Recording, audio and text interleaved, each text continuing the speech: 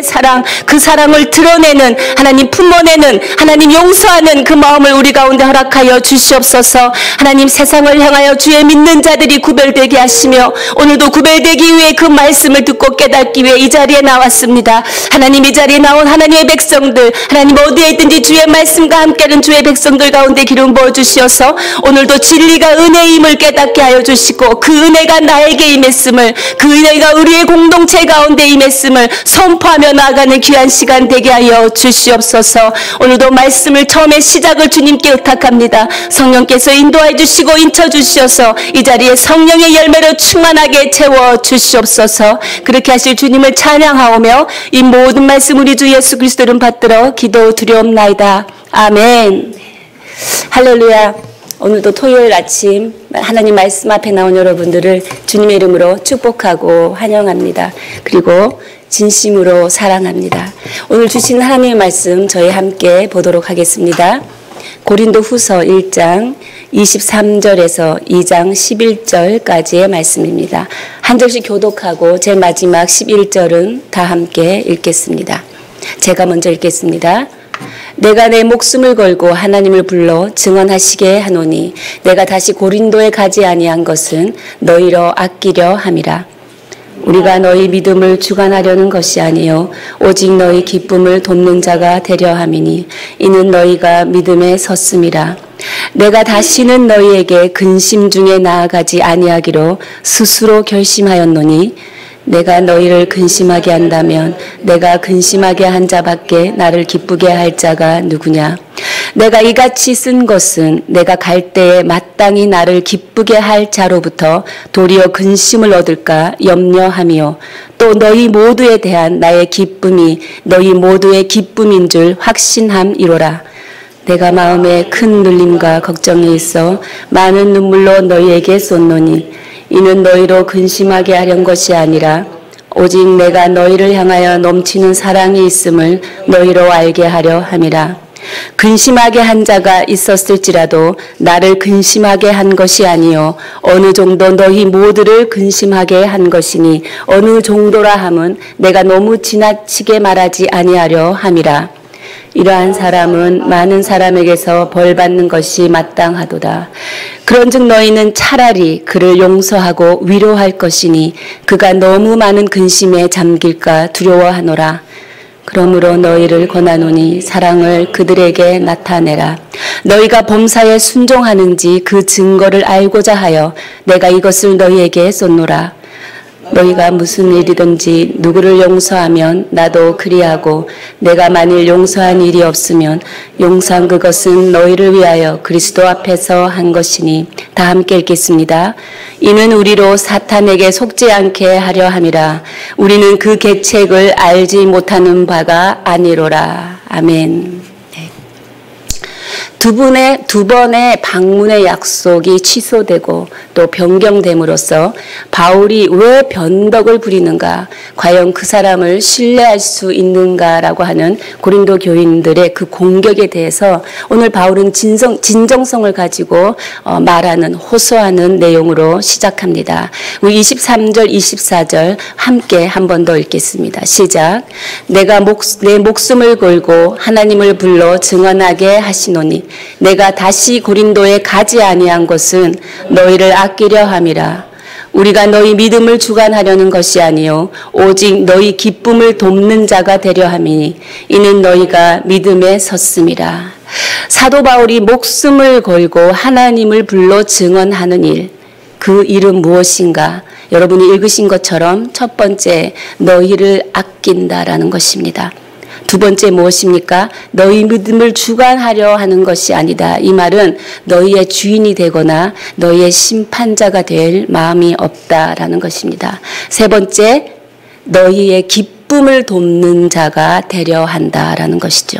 네 번째, 사도 바울이 하나님을 불러 증언한 일은 너희가 믿음에 견고히 서기를 원한다. 이 네 가지의 일을 사도 바울이 목숨을 걸고 하나님을 불러 증언하고 있음을 우리는 볼 수 있습니다.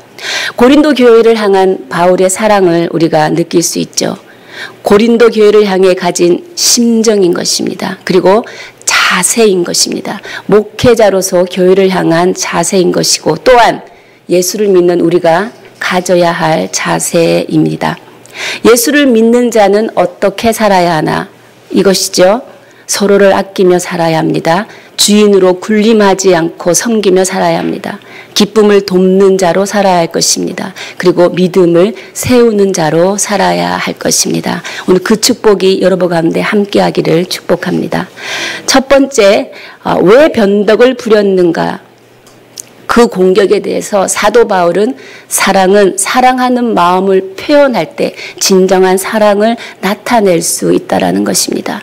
사도 바울은 공격에 대해서 사랑으로 반응하고 나가는 것이지요.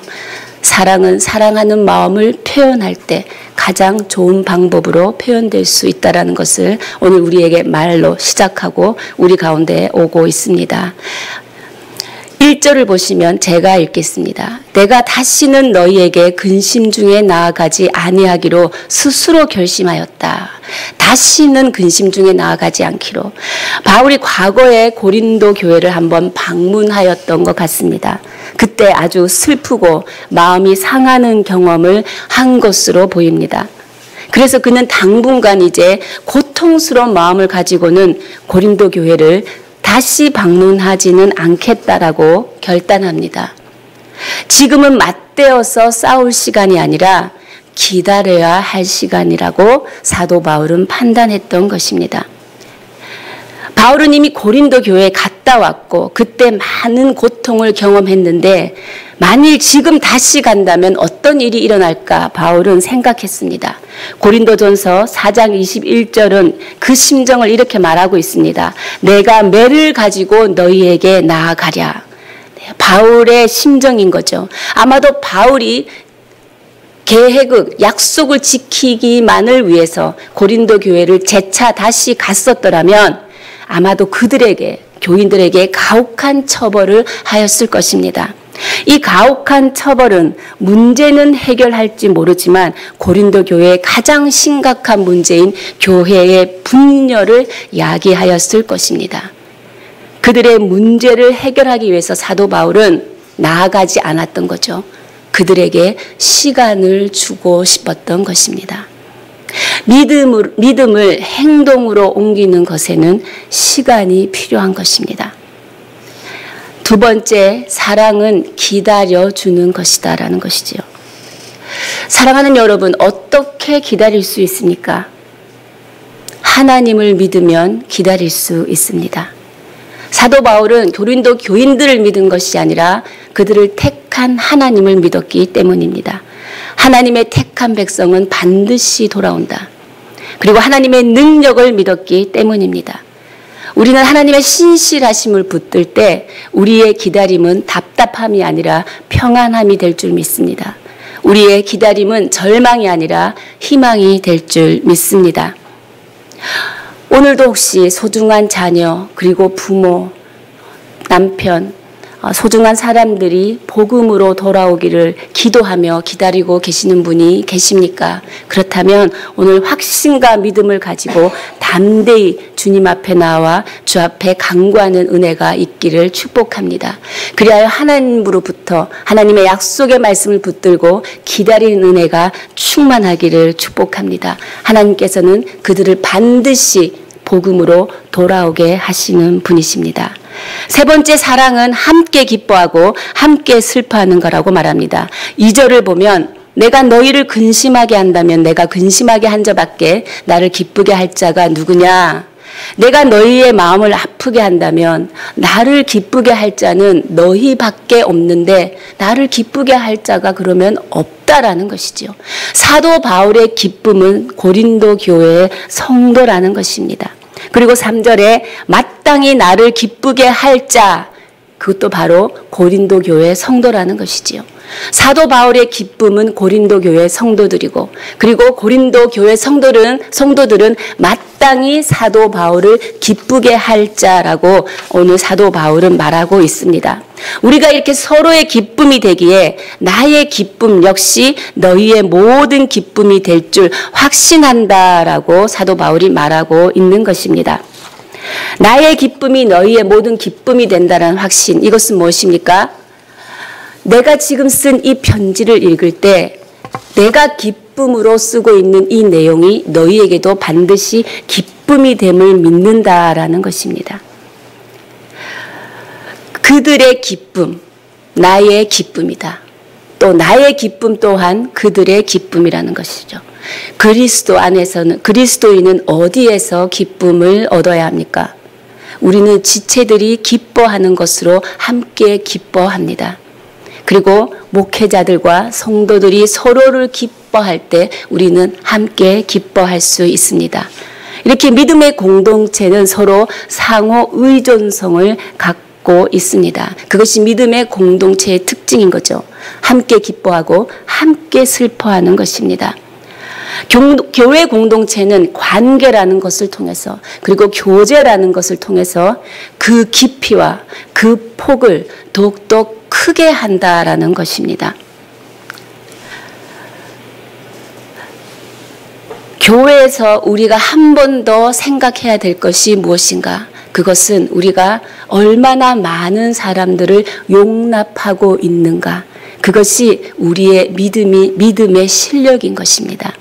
내가 옳은 것이 아니라 내가 얼마나 많은 사람과 함께하고 용납하느냐, 그것이 우리의 믿음의 실력이라 사도 바울은 그 내면의 의미를 말하고 있는 것이지요. 4절의 내용을 또 눈으로 보시면 내가 마음에 큰 눌림과 걱정이 있어 많은 눈물로 너희에게 쏟노니 이는 너희로 근심하게 하려 한 것이 아니요 오직 내가 너희를 향하여 넘치는 사랑이 있음을 너희로 알게 하려 함이라.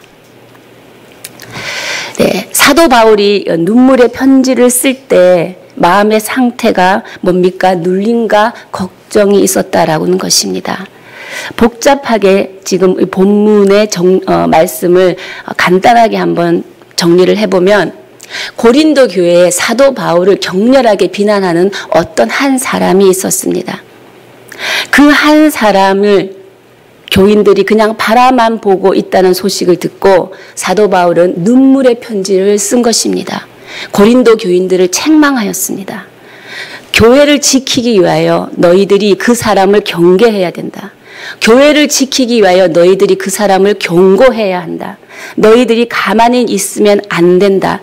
교회를 지키는 책임을 다해라고 사도 바울은 질책의 편지를 썼던 것입니다. 고린도 교인들의 마음을 꼭 변화시키려는 목적으로 엄하게 질책했기 때문이죠. 그래서 사도 바울의 마음이 아팠던 것입니다. 그러나 사도 바울은 이 편지를 통해서 무엇입니까? 내가 너희를 향하여 사랑이 있음을 표현하기 위해서라는 것이죠. 사도 바울은 이 편지를 통해서 사랑을 강조하기 위해, 사랑을 전달하기 위해서 편지를 썼지만 이 편지가 그들에게는 큰일 났다, 걱정이다라는 반응으로 오게 되었습니다. 그래서 사도 바울이 오히려 그들을 위로하는 마음으로 편지를, 이 글을 쓰게 되었다. 너희는 걱정하지 마라, 겁먹지 마라. 너희로 하여금 내가 사랑을 갖고 있다는 것을 알기 위해서 내가 이 편지를 썼다. 내가 사랑하기 때문에 울었고 사랑하기 때문에 너희들을 책망해야 했다라고 말하는 것이 오늘 5절 이후에 나오는 말씀입니다. 그 5절에 보면 근심하게 한 자, 아까 말씀드린 것처럼 고린도 교회 중에 한 명의 사도 바울을 맹렬하게 비난하는 자입니다. 이 근심하게 한 자가 있는데 그 자가 나를 근심한 것이 아니다라고 말합니다. 도리어 어느 정도 너희 모두를 근심하게 했다라고 표현하고 있습니다. 바울의 마음을 아프게 한 자, 공동체에 이런 자들이 있습니다. 그리고 남아 있습니다. 그리고 우리는 조심해서 봐야 할 것입니다. 근심거리가 되는 것이지요. 이들은 반성하고 회개하지 않는 사람들입니다. 쉽게 말하면 가룟 유다 티오라고 말합니다. 교회에는 가룟 유다 티오가 항상 남아 있습니다. 그 사람을 향해서 오히려 사도 바울은 그가 나를 고통스럽게 한 것이 아니고 오히려 너희 모두를 고통스럽게 했다는 것이죠. 어느 정도는 부분적으로는. 이것은 나에 대한 개인적인 공격에 머무르는 것이 아니라 나를 공격하는 것은 교회를 공격하는 것이요. 나를 공격하는 것은 내가 신실하게 전한 예수 그리스도의 복음이 신실하지 않다. 거짓 복음이라는 복음에 대한 공격이다라고 사도 바울은 지금 말하고 있는 것입니다. 말씀 위에 세워진 교회 전체에 대한 공격인 것이지요. 우리의 개인적인 선호도나 우리의 개인적인 주장이 분명한 복음의 선포를 방해해서는 안 되는 것입니다. 6절에 그래서 이 사람은 어떻게 되었나요? 이러한 사람은 많은 사람에게서 벌받는 것이 마땅하다. 네. 바울의 눈물의 편지를 받고 고린도 교회 성도들이 변화되었다라는 거죠. 그들은 한 마음으로 예수 그리스도의 이름으로 치리를 했다. 그 사람을 징계를 했다라는 것을 우리가 볼 수 있습니다. 이 치리와 징계는 교회 안에서 원칙을 따라 예수님의 이름으로 회중이 모여서 하는 것입니다. 많은 사람이 이 사람에게 벌을 내렸다고 하는 것은 벌을 내리는 일에 하나가 되었다라는 것이고, 이 상황은 그 죄를 지은 사람에게 죄의 심각성을 일깨워주고 오히려 회개에 이르는데 도움이 된다라는 것을 우리 또한 알고 있습니다. 벌을 받아 마땅하다라고 쓰지만 7절부터 9절까지 사도 바울은 그를 향하여 가장 좋은 사랑을 나타내라라고 우리를 권면하고 있습니다. 7절에서 9절은 우리 다 함께 읽어보도록 하겠습니다. 시작. 그런즉 너희는 차라리 그를 용서하고 위로할 것이니 그가 너무 많은 근심에 잠길까 두려워하노라. 그러므로 너희를 권하노니 사랑을 그들에게 나타내라. 너희가 범사에 순종하는지 그 증거를 알고자 하여 내가 이것을 너희에게 쏟노라. 네 번째, 사랑을 나타내는 가장 좋은 방법은 용서입니다. 바울은 이미 그 사람을 용서했습니다. 징계한 사람, 징계한 후에는 그를 위로해 줘야 한다라고 말합니다.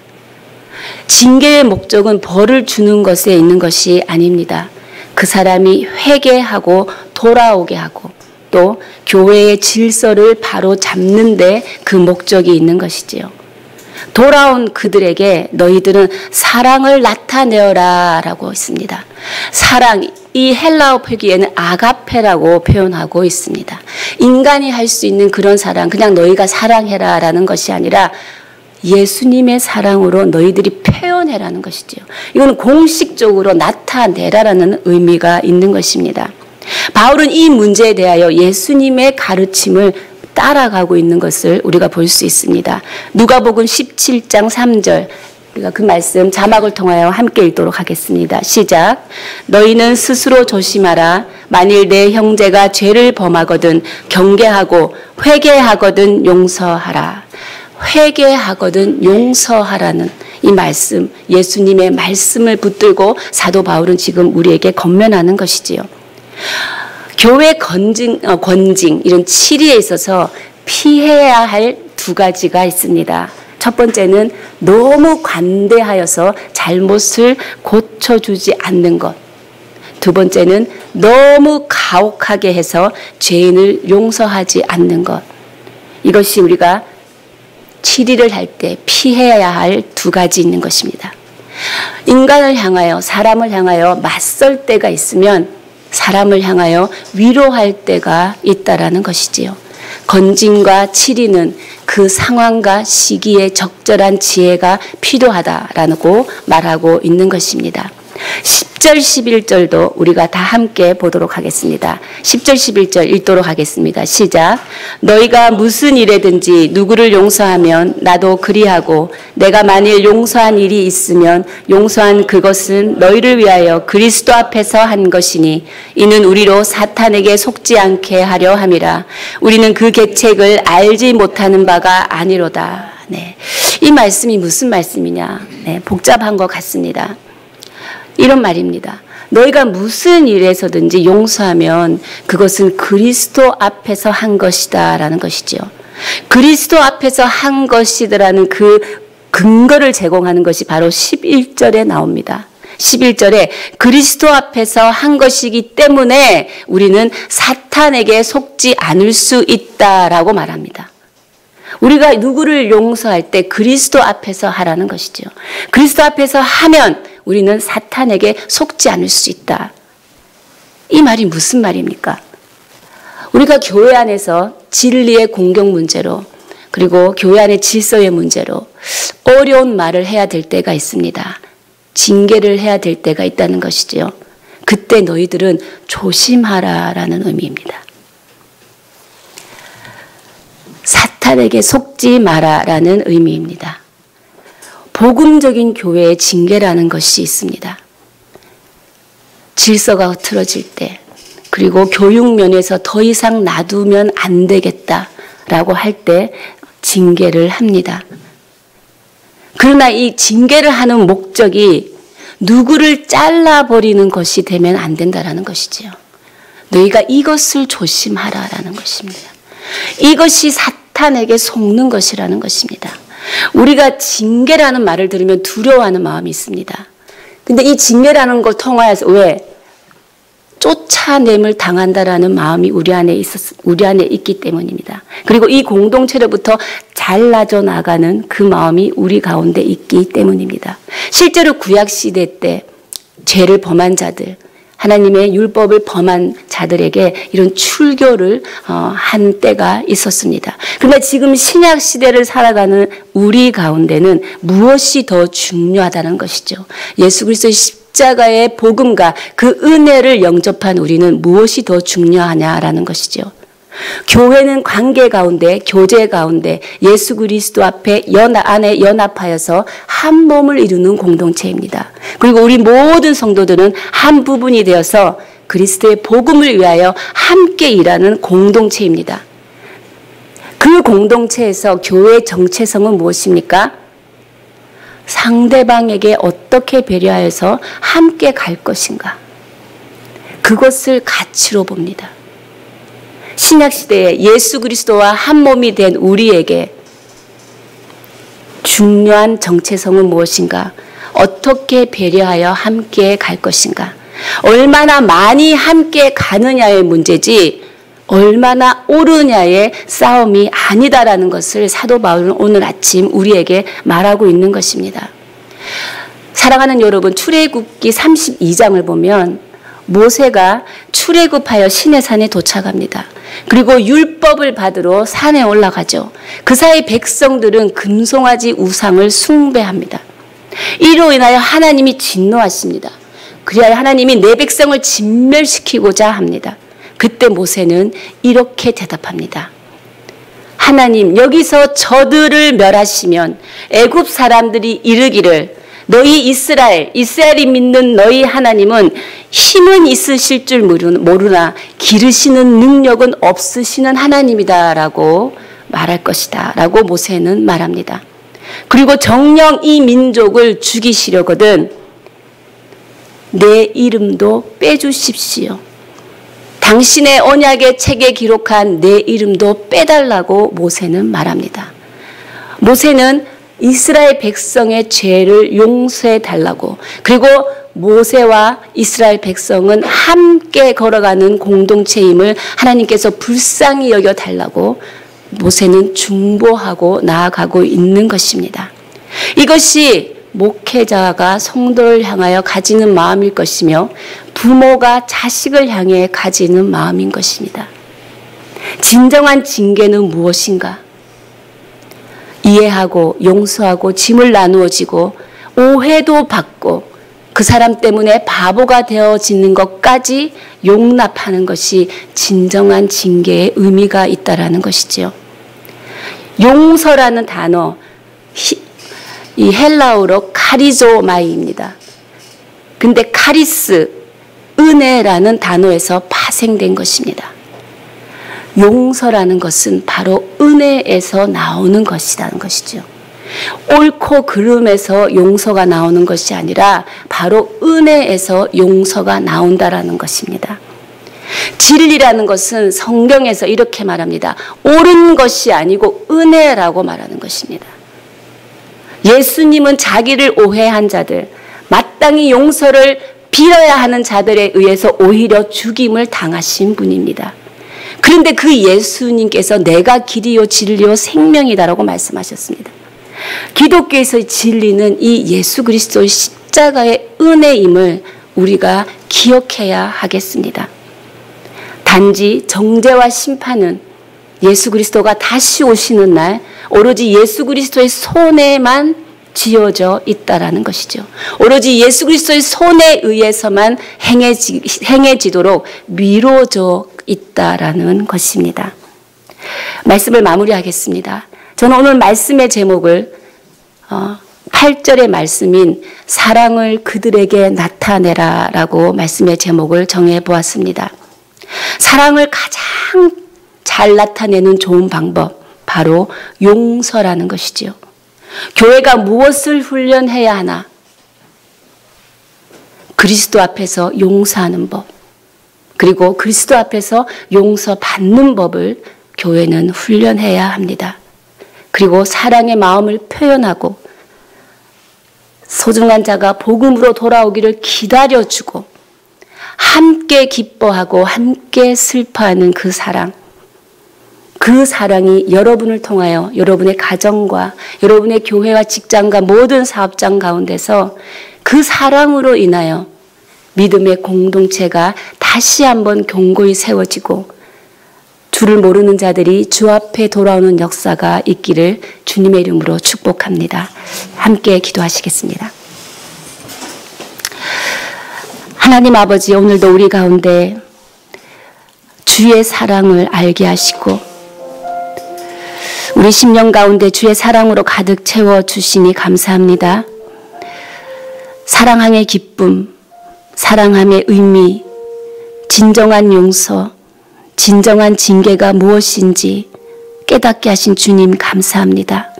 묵묵히 걸어가시고 묵묵히 십자가 달려 죽으신 우리 주 예수 그리스도, 나를 구원하여 살려주신 그 은혜가 오늘도 모든 사랑에 응답하는 것임을 하나님 알게 하시니 또한 감사합니다. 주님, 우리가 오늘 그 사랑으로 살아가는 자들 되게 하여 주십시오. 하나님의 자녀로 진정한 사랑이 무엇인지 알며 그 사랑 드러내며 살아가게 하여 주십시오.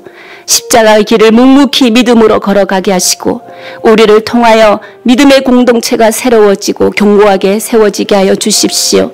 기다릴 때마다 우리를 하여금 인내의 소망이 생기게 하시고 하나님, 우리가 주의 약속은 반드시 이루어지는 믿음의 열매를 또한 보게 하여 주십시오. 공동체와 가정을 어렵게 하는 사람이 되지 않게 하시고 늘 지체를 담당하고 이해하고 받아내고 오해받고 바보가 되기까지 예수 그리스도가 그렇게 하신 것처럼 사랑하는 마음으로, 은혜의 마음으로, 용서하는 마음으로 그들에게 다가가는 하루 될 수 있도록 주님 인도하여 주십시오. 주님, 이 심정으로 우리 함께 기도하며 나아가기를 원합니다. 살아계신 하나님 감사합니다. 주님께서 우리에게 주신 그 사랑을 믿음으로 다시 세워나가게 하여 주십시오. 사랑의 기쁨을 알게 해주시고 또 그 은혜로 말미암아 우리 공동체 가운데 하나님의 용서의 은혜가 세워지게 하시니 감사합니다. 사도 바울이 고린도 교회를 향한 그 진정한 사랑, 하나님 그 진정한 사랑이 우리를 통해 드러나게 하여 주십시오. 하나님, 하나님의 자녀로 그 사랑을 당당히 드러내며 그 사랑을 행하며 실천하는 자가 되게 하여 주십시오. 지체를 향하여 그 사랑의 마음을 표현하는 자가 되게 하시고 지체가 울 때 함께 울며 함께 기뻐하는 우리 공동체가 되게 하여 주십시오. 하나님, 사랑하는 자 돌아오기를 기다려줄 수 있는, 내가 가서 그 문제를 해결하는 것이 아니라 하나님의 때가 이를 때까지 묵묵히 기도하며 인내하며 성령의 열매를 맺어가며 그 영혼이 주 앞에 다시 돌아와 회개하며 주를 알기를 원하는 그 마음으로 기다릴 수 있도록 우리 가운데 성령을 부어주십시오. 하나님, 사랑하는 사랑하는 가족들이 속히 복음으로 돌아오게 하여 주십시오. 사랑하는 가족들이 속히 주 앞으로 돌아오게 하여 주시고 회개하지 못하고 굳어져 있는 심령들이 속히 주 앞에 나와 회개할 수 있도록 하나님 은혜의 은혜를 더하여 주십시오. 오늘 이 아침에 새날에 하나님 새 영을 부어주시어서 굳어진 마음들이 연한 순과 같이 변화되게 하여 주시고 하나님, 예수 그리스도를 모르는 자들이 예수 그리스도를 주로 영접하는 하루가 될 수 있도록 주님 구원의 역사를 이루어 주시옵소서. 하나님, 공동체에 덕을 세우는 자가 되게 하여 주시고 하나님의 지체를 사랑하는 마음으로, 용납하는 마음으로, 용서하는 마음으로 주의 영광 올려드리게 하여 주시옵소서. 살아계신 하나님 감사합니다. 진리는 옳은 것이 아니고 은혜라고 말씀하셨사오니 하나님 그 은혜를 우리 가운데 부어주시어서 우리가 용납하며 살아가는 그 기쁨을 알게 하여 주십시오. 피차 용서하며 그리스도 앞에서 용서하는 우리의 인생 되게 하시고, 내가 용서받은 죄인으로 하나님께서 나를 용서하셨고 십자가에 죽기까지 우리에게 그 은혜를 부어주신 우리 주 예수 그리스도의 그 모범을 따라 살아가는 인생 될 수 있도록 주님 우리 가운데 은혜의 은혜를 더하여 주십시오. 주님, 사랑하는 하나님의 자녀들이 어떻게 살아야 합니까? 주님, 머뭇거리지 않게 해주시고 당당하게 세상을 향하여 하나님의 자녀가 행해야 될 것을 행하며 살아가게 하여 주십시오. 신자됨에 하나님, 정말 하나님 안에서 그 자존감으로 하나님 떳떳이 당당히 담대히 주의 복음을 선포하며 그들의 삶이 메시지가 될 수 있는 삶을 살아갈 수 있도록 주님 기름 부어 주십시오. 헌신하게 하시고 봉사하게 하시고 돕게 하시고 움직이게 하시고 하나님의 마음이 있는 곳에 손과 발을 향하여 나아가 결단하는 삶이 될 수 있도록 그들의 인생 가운데 기름 부어 주시옵소서. 그렇게 하실 주님을 찬양하며 이 모든 말씀 우리 주 예수 그리스도 이름으로 기도하며, 지금은 우리 주 예수 그리스도의 크신 은혜와 하나님 아버지의 원하신 사랑과 성령의 위로 교통 역사하심이 하나님의 진리를 따라 살아가며 그 은혜를 흘려보내며 사랑을 나타내며 살아가기를 결단하는 하나님의 사랑하는 백성들 머리 위에, 사람 살리는 교회 위에, 가정과 직장 위에, 선교사님들 위에 지금으로부터 영원까지 함께하기를 간절히 축원하옵나이다. 아멘.